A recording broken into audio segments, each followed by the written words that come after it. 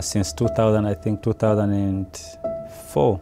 Yeah, I started dreaming about becoming a doctor. So I was born in Tanzania, in a city called Mbeya. It's a bit closer to Zambia. I had an ambition to study medicine, so that has been my passion to study medicine. I met one medical student at 2008. So this guy told me in 2009 or so that when I want to study medicine abroad, when I finish high school, I should let him know. He will help me to go to Ukraine. So that was around 2009 when he told me that. So that was my first time, I think, in my life to hear the word Ukraine. So I was probably in my third year. I was in my third year when the first war broke out in Donetsk and Lugansk region. Уверен, что и 2014 год, как год, когда живущие здесь народы твердо определили. That was my first time actually to be in a country that there is war, because I had never experienced war. In fact, I've never heard a sound of a bullet before in my life, like apart from the movies. Russische invasie, een bezetting, zo noemt de Oekraïense minister van Binnenlandse Zaken het. Zwaar bewapende mannen in militaire uniformen die de controle over de twee belangrijkste luchthavens op de Krim overnemen. Moskou ontkent elke betrokkenheid.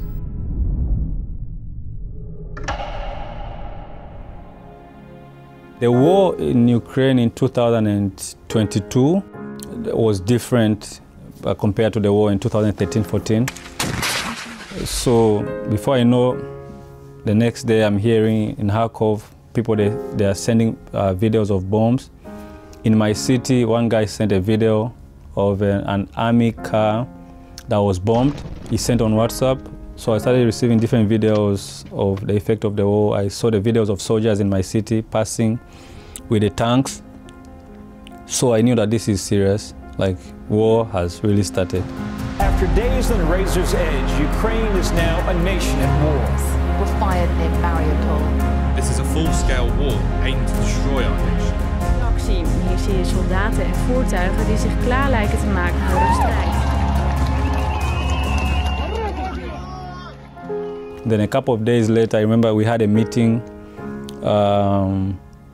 with some people from Tanzania.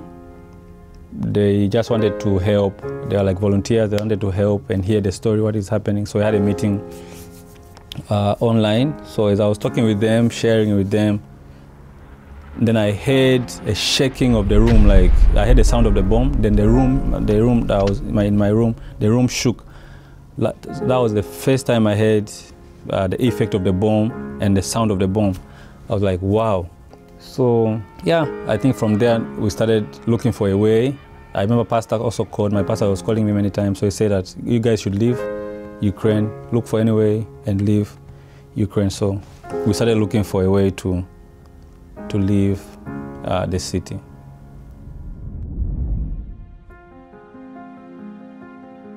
So around the time of 5th or 4th of April, we arrived in the Netherlands, in Breda. We were able to be registered into the Koepel, the former prison. So the experience was good because they gave us accommodation and they gave us food. So we really appreciate the hospitality of the government. So we had to ask, like, can we have a place to worship? So in the beginning, I think they have a chapel in the Koepel. By that time, I think it was closed. So later on, they gave us an opportunity to use the chapel. So we started worshiping in the Koepel. So it was also encouraging that we can have a place where we can worship. Because in the beginning, when we started, we were just thinking like, how are we going to worship in this place? How is it going to be? So we were even afraid to ask. But when we got this opportunity, it has been really helpful to meet there and encourage one another about what is going on and what is next in our lives. So it was a really impactful moment to have a place to worship in the Koepel. Scriptures like, I think Proverbs chapter 3, that says, trust the Lord with all your heart and lean not in your own understanding. in all your ways acknowledge him and he will direct your path. Now I have a glimpse of trusting God in all my ways. And even when we don't understand anything, and even when we don't see, the things, the process, even when we don't see the process of how things are going to run, but there's one thing that is sure, that God always brings his word to pass, and he's faithful to his promises. That has taught me that God is faithful to his promises, and I don't need to know everything, but I just need to know the end, like what is God saying is going to be the end of it. I think that's what also the Bible says about Jesus, that he endured the cross, looking to the joy that was set ahead of him. He despised the shame, he despised the things that we are going through, the persecution, but what kept Jesus go to the cross is the joy that was set before him. So he trusted God, seeing the joy ahead of him. So for me, I think this has really impacted my faith, and I know that God is faithful to his promises.